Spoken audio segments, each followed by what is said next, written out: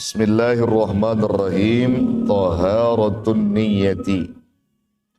Ayyuhal waladu, kam min layalin ahyaytaha bitikraril ilmi wa mutala'atil kutubi wa haramta ala nafsika an-nawma la a'lamu ma kana al-ba'ithu fihi in kana niyyatuka gharadat dunya wa jazba hutamiha wa tahsila manasibiha wal mubahata 'ala al-aqrani wal amsali fawailul laka thumma wailul laka wa in kana qasduka fihi ihya' syari'ati an-nabiy alaihi salamu wa tahziba akhlaqika wa kasran nafsi al-amarati bis-su'i fatuba laka thumma tuba lak wa qad sadaqa man qala syi'ran saharul uyuni li ghairi wajhika dha'i wa buka'uhunna li ghairi faqdika batil. Ya, sampai situ ya. Ayyuhal walad, wahai anakku, wahai muridku, wahai santriku, kam min layalin ahyaitaha bitikraril ilmi. Kam min layalin, berapa malam yang engkau hidupkan bitikraril ilmi, untuk mengulang-ulangi ilmu, wa mutala'atil kutubi, dan untuk mempelajari, membahas tentang kitab-kitab, wa haramta 'ala nafsika nauma, dan engkau telah mengharamkan 'ala nafsika, atas dirimu, an-nauma, akan tidur. Maksudnya ini dia nggak tidur karena untuk mempelajari apa? Pelajari ilmu atau kitab-kitab. La a'lamu, aku tidak pernah tahu, makanal ba'itsu fihi, apa motif semua itu. Jadi Imam Ghazali ini nggak pernah tahu motif-motif si anak muridnya ini. Ya, kalau dia bangun malam, kalau dia baca kitab, dia haramkan tidurnya, semua itu untuk melakukan mutola'ah kitab dan seterusnya. Motifnya apa? Imam Ghazali nggak tahu. Artinya nanya sama nih murid, sambil memberikan wasiat. Aku tidak pernah tahu tentang motif-motif yang kamu lakukan di balik itu semua. In kana niyatuka, jika ada niatmu, gharadud dunya, mencari kehormatan dunia, karena sabab bangun malammu, karena sabab menjaga tidurmu, karena sabab kamu membaca kitab, memutolaah ilmu-ilmu di waktu malam itu semua kamu niatkan karena mencari kehormatan dunia, wa jazba hutamiha, dan menarik daripada jabatan-jabatan dunia. Jadi niatnya untuk menarik jabatan dunia dan mencari kehormatan dunia. Wa tahsila manasibiha, dan untuk mengumpulkan posisi-posisi itu semua. Jadi niatnya untuk menggabungin semua itu. Harta dunia pengen dicari karena sabab bangun malam itu, karena sabab baca kitab itu, karena sabab mempelajari ilmu itu, termasuk mencari jabatan. Dia ingin jabatan-jabatan dunia, dia kumpulkan semua itu. Niatnya begitu. Wal mubahata 'alal aqran wal amsal, dan juga berniat untuk apa? Menyombongkan diri pada sesama. Jadi kalau dia bisa baca kitab, dia bisa memahami ilmu-ilmu Allah, karena sabab bangun malamnya, karena sabab terjaga tidurnya, untuk menyombongkan diri dia kepada sesama. Wal amsal, atau yang semisal daripada itu semua. Maka yang demikian itu, pawailul laka, summa wailul laka. Maka celaka, kemudian celakalah kamu. Nah, itu kata wail diulang 2 kali. Fawailul laka, maka celakalah bagimu, summa wailul laka, kemudian celaka bagimu. 2 kali. Maka kalau diartikan ketika kalimat itu diulang-ulang, maka kita katakan sangat celaka kamu, begitu ya. Maka sangat celaka. Jadi bahasanya itu udah sangat. Udah bener-bener dah. Kalau orang celaka aja masih dibilang ya ringan dah, celaka ringan. Udah sangat celaka.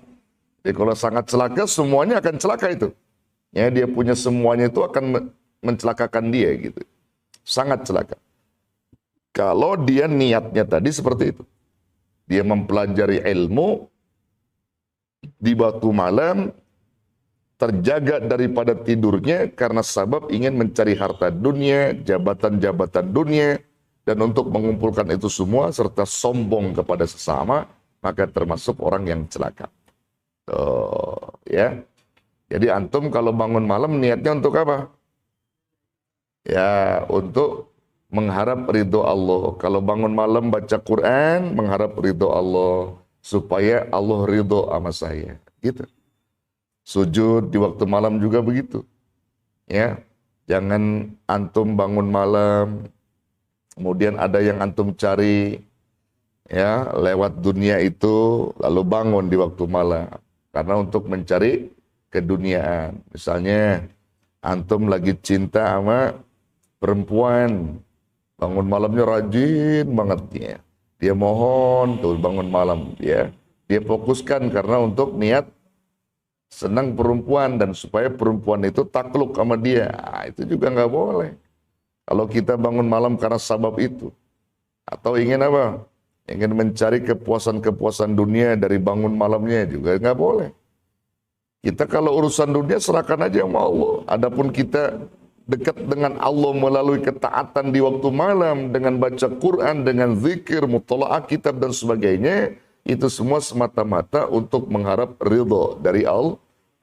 Begitu. Jadi insya Allah hidup kita jadi berkah. Kalau kita niatkan seperti itu, ya, itu namanya bersih daripada niat. Kalau orang sudah mengotorinya tentang hal-hal yang dimaksud tadi, celaka dia. Nah, kemudian saudara, wa in kana qasduka fihi ihya syari'atin nabi alaihi salatu wassalam. Jika ada niatmu, jadi jika ada niatmu di dalam itu semua, di dalam bangun malammu, membaca kitabmu, mempelajari ilmu-ilmu Allah di waktu malam, ihya syari'atin nabi, karena untuk menghidupkan syariah Nabi sallallahu alaihi wasallam, wa tahdziba akhlaqika, dan untuk memperbaiki daripada akhlakmu, wa kasran nafsi, dan untuk menundukkan, menjinakkan nafsumu, al amarati bisu, yang banyak menyuruhmu pada keburukan. Maka hal yang demikian itu patuba laka summa tuba laka, maka beruntung dan sangat beruntung bagimu. Jadi kalau kita niatkannya untuk menghidupkan syariah Nabi kita dan menghidupkan juga syariah-syariah agama Allah, termasuk di dalamnya untuk memperbaiki akhlak kita, untuk memperbaiki diri kita, dan juga menundukkan nafsu kita supaya jangan sampai mengikuti sesuatu kejahatan-kejahatan. Dengan bangun malam, dengan sujud, nafsu kita akan tunduk kepada Allah. Tujuannya untuk menjinakkan nafsu agar Allah ridho kepada kita. Maka orang yang macam begitu, tuba, summa tuba laka. Beruntung, beruntung, dan beruntung. Sangat beruntung. Sangat beruntung.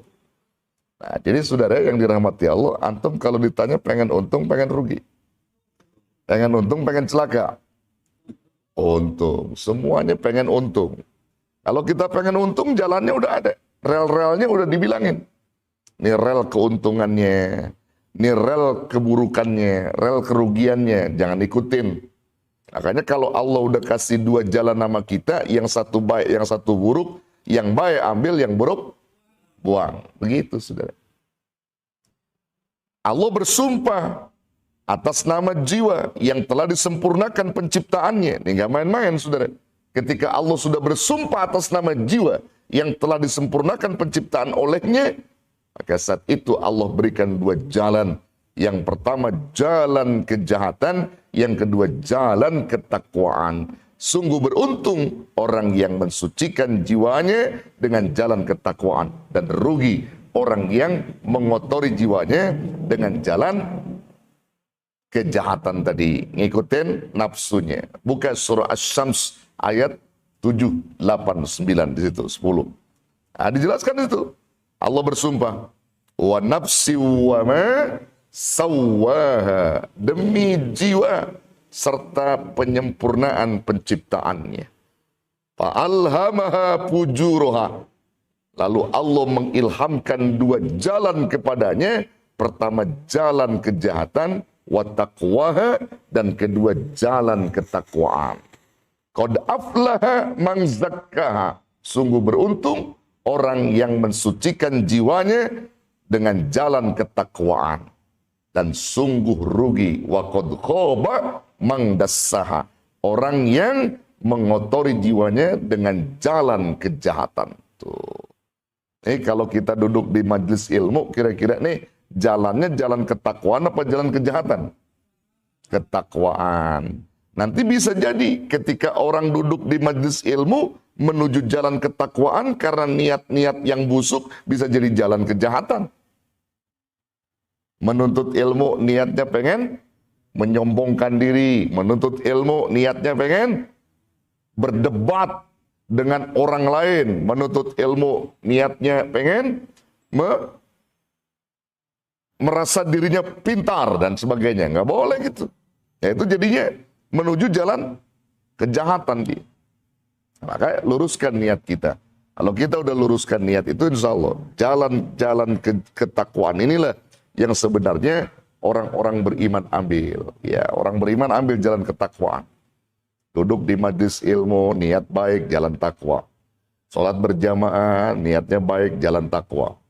Ya, bersodakoh, niatnya baik, jalan takwa. Silaturahim, niatnya baik, jalan takwa.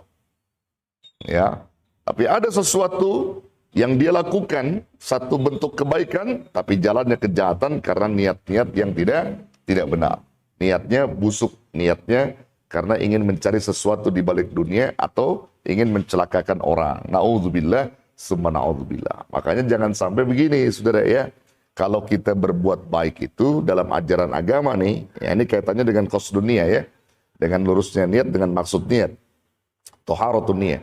Kalau kita berbuat baik sama orang, jangan cuma baik di muka doang.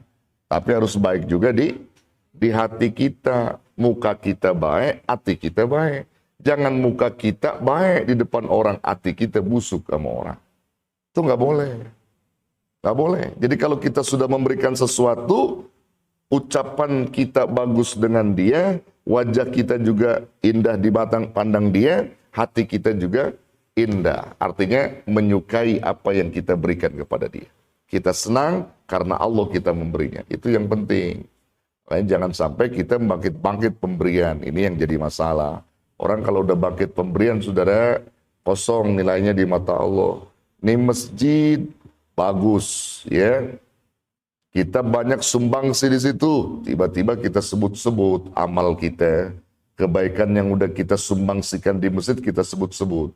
Contohnya misalnya begini, tuh Masjid Nurul Falah, lihat bisa berdiri tegak.